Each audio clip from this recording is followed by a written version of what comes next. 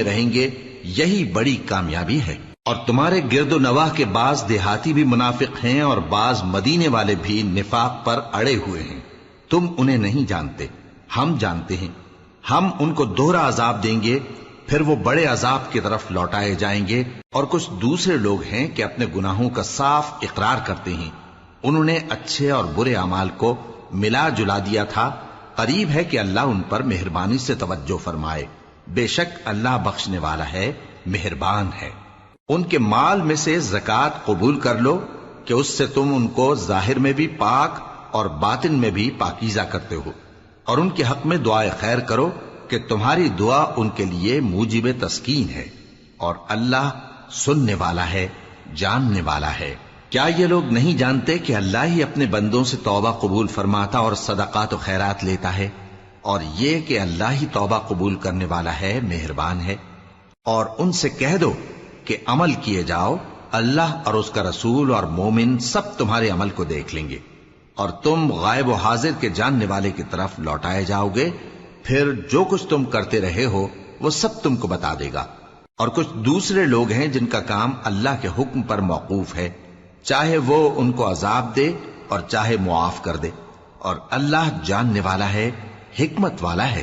اور ان میں ایسے بھی ہیں جنہوں نے اس غرض سے مسجد بنائی ہے کہ ضرر پہنچائیں اور کفر کریں اور مومنوں میں تفرقہ ڈالیں۔ اور جو لوگ اللہ اور اس کے رسول سے اس سے پہلے جنگ کر چکے ہیں، ان کے لیے گھات کی جگہ بنائیں، اور قسمیں کھائیں گے کہ ہمارا مقصود تو صرف بھلائی تھا، مگر اللہ گواہی دیتا ہے کہ یہ جھوٹے ہیں۔ تم اس مسجد میں کبھی جا کر کھڑے بھی نہ ہونا، البتہ وہ مسجد جس کی بنیاد پہلے دن سے تقوی پر رکھی گئی ہے، اس قابل ہے کہ اس میں جایا اور نماز پڑھایا کرو۔ اس میں ایسے لوگ ہیں جو پاک رہنے کو پسند کرتے ہیں، اور اللہ پاک رہنے والوں کو پسند کرتا ہے۔ بھلا جس شخص نے اپنی عمارت کی بنیاد اللہ کے خوف اور اس کی رضامندی پر رکھی، وہ اچھا ہے یا وہ جس نے اپنی عمارت کی بنیاد ایک کھائی کے گرنے والے کنارے پر رکھی، پھر وہ اس کو دوزخ کی آگ میں لے گرا، اور اللہ ظالم لوگوں کو ہدایت نہیں دیتا۔ یہ عمارت جو انہوں نے بنائی ہے ہمیشہ ان کے دلوں میں موجب تردد رہے گی، مگر یہ کہ ان کے دل پاش پاش ہو جائیں، اور اللہ جاننے والا ہے، حکمت والا ہے۔ اللہ نے مومنوں سے ان کی جانیں اور ان کے مال خرید لیے ہیں، اور اس کے عوض ان کے لیے بہشت تیار کی ہے۔ یہ لوگ اللہ کی راہ میں لڑتے ہیں تو مارتے بھی ہیں اور مارے بھی جاتے ہیں۔ یہ تورات اور انجیل اور قرآن میں سچا وعدہ ہے، جس کا پورا کرنا اسے ضرور ہے۔ اور اللہ سے زیادہ وعدہ پورا کرنے والا کون ہے؟ تو جو سودا تم نے اس سے کیا ہے اس سے خوش رہو، اور یہی بڑی کامیابی ہے۔ توبہ کرنے والے، عبادت کرنے والے، حمد کرنے والے، روزہ رکھنے والے، رکوع کرنے والے، سجدہ کرنے والے، نیک کاموں کا امر کرنے والے اور بری باتوں سے منع کرنے والے، اللہ کی حدوں کی حفاظت کرنے والے، یہی مومن لوگ ہیں۔ اور اے پیغمبر، مومنوں کو بہشت کی خوشخبری سنا دو۔ پیغمبر اور مسلمانوں کو شایع نہیں کہ جب ان پر ظاہر ہو گیا کہ مشرک اہل دوزخ ہیں تو ان کے لیے بخشش مانگیں، گو وہ ان کے قرابت دار ہی ہوں۔ اور ابراہیم کا اپنے باپ کے لیے بخشش مانگنا تو ایک وعدے کے سبب تھا جو وہ اس سے کر چکے تھے، لیکن جب ان کو معلوم ہو گیا کہ وہ اللہ کا دشمن ہے تو اس سے بیزار ہو گئے۔ کچھ شک نہیں کہ ابراہیم بڑے نرم دل اور متحمل تھے، اور اللہ ایسا نہیں کہ کسی قوم کو ہدایت دینے کے بعد گمراہ کر دے جب تک ان کو وہ چیز نہ بتا دے جس سے وہ پرہیز کریں۔ بے شک اللہ ہر چیز سے واقف ہے۔ اللہ ہی ہے جس کے لیے آسمان اور زمین کی بادشاہت ہے، وہی زندگانی بخشتا اور وہی موت دیتا ہے، اور اللہ کے سوا تمہارا کوئی دوست اور مددگار نہیں ہے۔ بے شک اللہ نے پیغمبر پر مہربانی کی اور مہاجرین اور انصار پر، جو باوجود اس کے کہ ان میں سے بعضوں کے دل پھر جانے کو تھے، مشکل کی گھڑی میں پیغمبر کے ساتھ رہے۔ پھر اللہ نے ان پر مہربانی فرمائی، بے شک وہ ان پر نہایت شفقت کرنے والا ہے، بڑا مہربان ہے۔ اور ان تینوں پر بھی جن کا معاملہ ملتوی کیا گیا تھا، یہاں تک کہ جب زمین باوجود فراخی کے ان پر تنگ ہو گئی اور ان کی جانیں بھی ان پر دوبھر ہو گئیں، اور انہوں نے جان لیا کہ اللہ کی گرفت سے بچنے کے لیے کوئی جائے پناہ نہیں مگر اسی کی طرف رجوع کرنا، پھر اللہ نے ان پر مہربانی کی تاکہ توبہ کریں۔ بے شک اللہ توبہ قبول کرنے والا ہے، مہربان ہے۔ اے اہل ایمان، اللہ سے ڈرتے رہو اور راست بازوں کے ساتھ رہو۔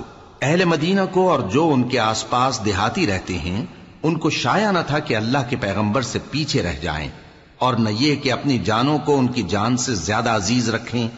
یہ اس لیے کہ انہیں اللہ کی راہ میں جو تکلیف پہنچتی ہے، پیاس کی یا محنت کی یا بھوک کی، یا وہ ایسی جگہ چلتے ہیں کہ کافروں کو غصہ آئے یا دشمنوں سے کوئی چیز لیتے ہیں، تو ہر بات پر ان کے لیے عمل نیک لکھا جاتا ہے۔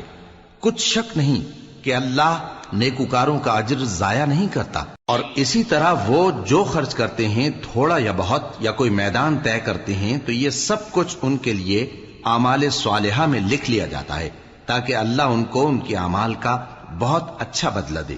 اور یہ تو ہو نہیں سکتا کہ مومن سب کے سب نکل آئے، تو یوں کیوں نہ کیا کہ ہر ایک جماعت میں سے چند اشخاص نکل جاتے تاکہ دین کا علم سیکھتے اور اس میں سمجھ پیدا کرتے، اور جب اپنی قوم کی طرف واپس آتے تو ان کو ڈر سناتے تاکہ وہ بھی محتاط ہو جاتے۔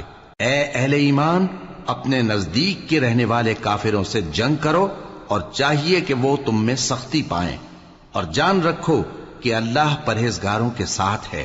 اور جب کوئی سورت نازل ہوتی ہے تو بعض منافق پوچھتے ہیں کہ اس سورت نے تم میں سے کس کا ایمان زیادہ کیا ہے؟